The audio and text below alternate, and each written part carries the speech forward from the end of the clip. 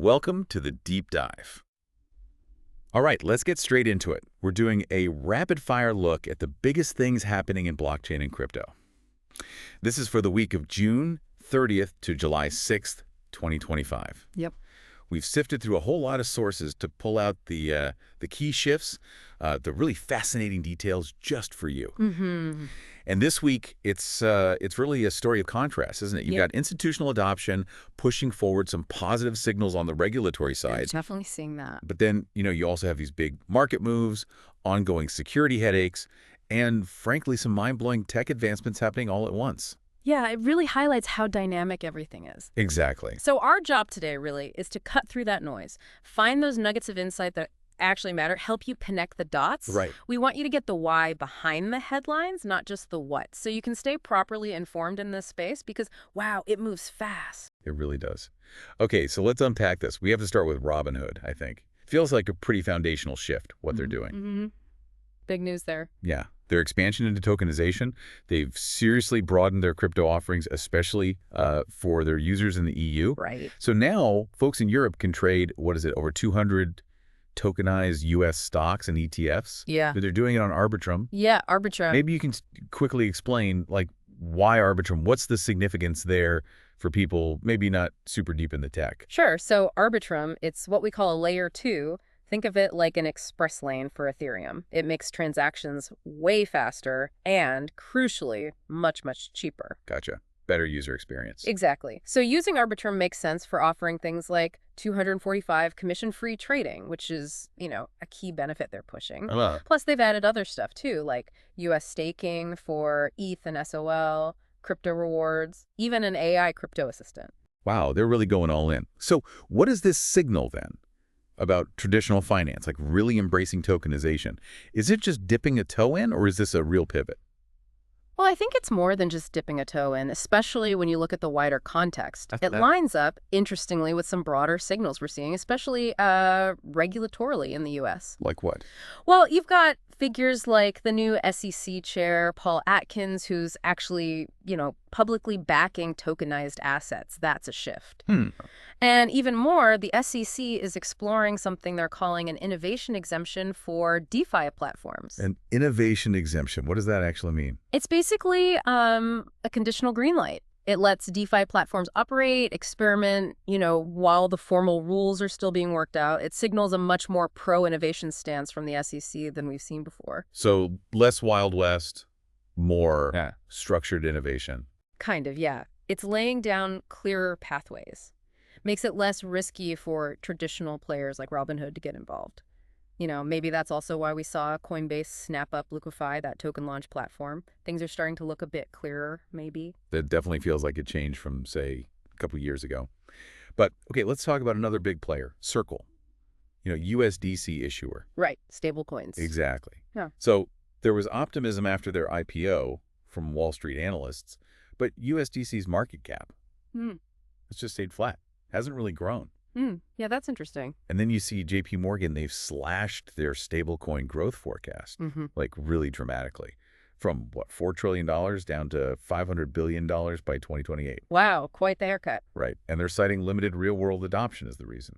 So what's the takeaway here? Is this just a mixed signal, or are people maybe missing the bigger picture on stablecoins? It's definitely a bit of a puzzle. I mean, JPMorgan's point is valid. They highlighted that only 6% of stablecoin use right now is actual payments. Only 6%. Yeah. So the rest is? Mostly trading, speculation, stuff happening within the crypto ecosystem itself, not really, buying coffee or paying rent.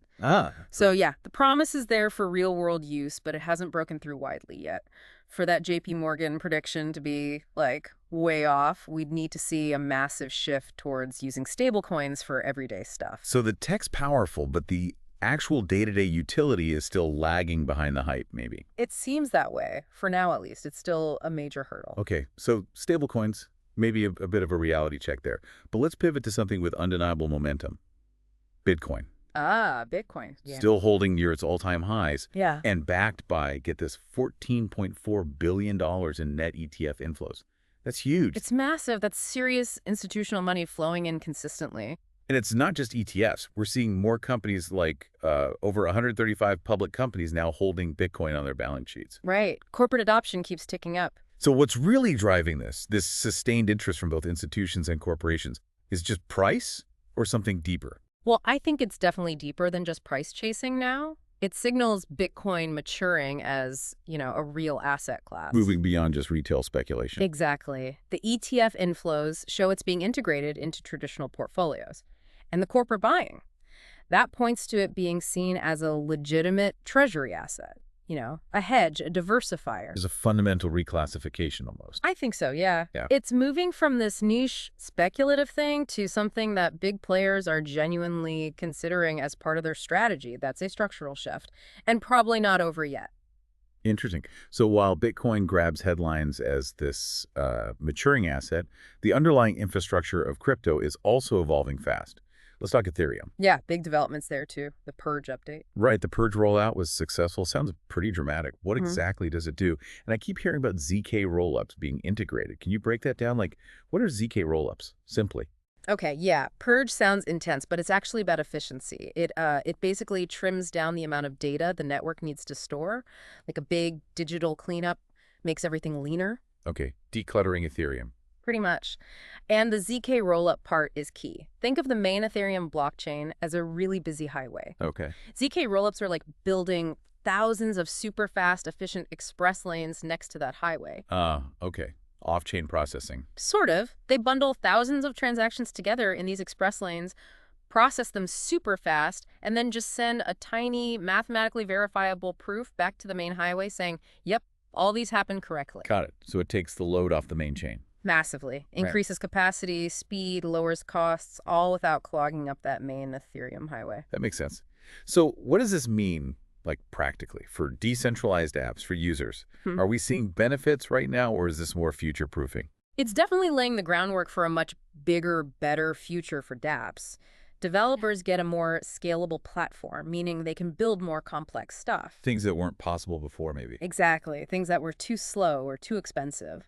And for users, it means eventually lower fees, faster transactions. It allows Ethereum to handle way more activity. So crucial for mainstream adoption, basically. Absolutely. It's about making the whole network more sustainable, more performant for the long haul. Super important upgrade. Right. Okay, so lots of positive momentum on the tech and adoption front.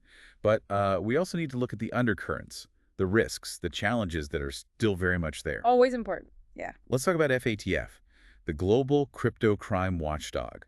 They put out a pretty concerning report. Oh, yeah. I saw that. They found only 40 out of 138 countries actually meet their crypto standards. 40. Not a great number. No. And they flagged, wait for it, $51 billion in illicit crypto flows just in 2024. $51 billion. Wow. Yeah. So they're obviously calling for much tighter global controls. From your perspective, what are the biggest hurdles in actually fighting this stuff? Illicit finance in crypto. Well, the FATF report highlights it perfectly. The biggest hurdle is the lack of consistency. Different rules in different countries. Patchwork regulation. Exactly.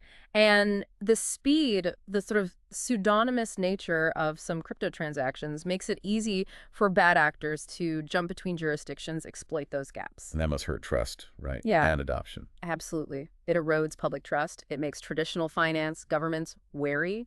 You need that global coordination, those harmonized standards to really tackle it effectively. And we saw a pretty specific, let's say, dramatic example of security risks recently, didn't we? The Nobitex hack in Iran.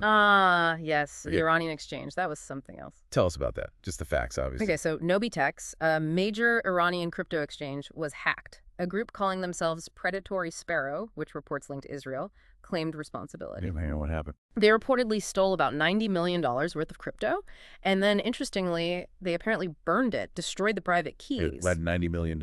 Why? Their stated motive was protesting Iran's alleged use of crypto to evade international sanctions. So it was framed as a politically motivated hacktivist action, not just theft for profit. Wow. Okay. That's, a complex situation. Shows the geopolitical dimensions here, too. For sure. Now, staying on the theme of risk, but shifting to trading. There's this cautionary tale about a trader called Quatio. Oh, the liquidation story? Yeah, brutal. Brutal is the word. Lost $12.5 million. wiped out. In liquidations, yeah. And it happened through 8 liquidations in just 1 week, after they apparently took like a 40x leverage position on Bitcoin and a 25x on Ethereum. Oof. Yeah, that's playing with fire. Serious fire. $12.5 million gone in 7 days. It really hammers home the volatility, doesn't it? What's the lesson here for, for us, for listeners, beyond just don't use 40x leverage? Well, it's a stark reminder, isn't it, that leverage cuts both ways massively. It amplifies gains, sure, but it amplifies losses exponentially. Especially in a market as volatile as crypto. Exactly. Even if you think you know what you're doing, the market can move against you so fast, especially with that kind of leverage. It just screams risk management, risk management, risk management. Know your limits, understand the tools you're using. Absolutely. Understand the leverage, have stop losses, don't bet the farm. It's easy to get caught up in the potential gains, but stories like Quatio's show the potential downside is just as real and can be devastating. So pulling these threads together then, the regulatory gaps, FATF highlighted, the targeted hack like Novitex, the sheer market volatility shown by Quatio's loss. It paints a picture, right? It does. It shows that while there's incredible innovation happening, the risks are still very significant. Global coordination issues, cybersecurity threats, market volatility. You need constant vigilance if you're involved in this space. And that really wraps up our deep dive for this week. I mean, it's so clear, isn't it? This week perfectly captures that core tension in crypto. Yeah, definitely. You got innovation, adoption just surging ahead. Yeah. But at the same time, these fundamental challenges, regulation, security, just basic responsible finance, they're demanding constant attention.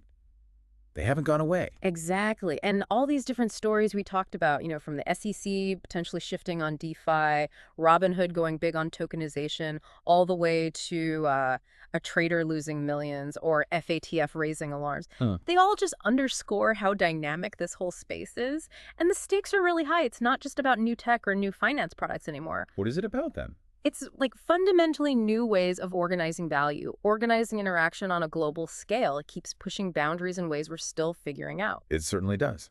So let's leave you, our listener, with a final thought to chew on. As we see more traditional financial stuff, stocks, bonds, whatever, become tokenized, like we saw with Robinhood, and as these global regulatory efforts get more intense, like FATF is pushing for, how might the actual definition of traditional finance change over the next few years? Good question. And maybe more directly for you, what new opportunities or maybe what new risks could that convergence create? Think about that until our next deep dive.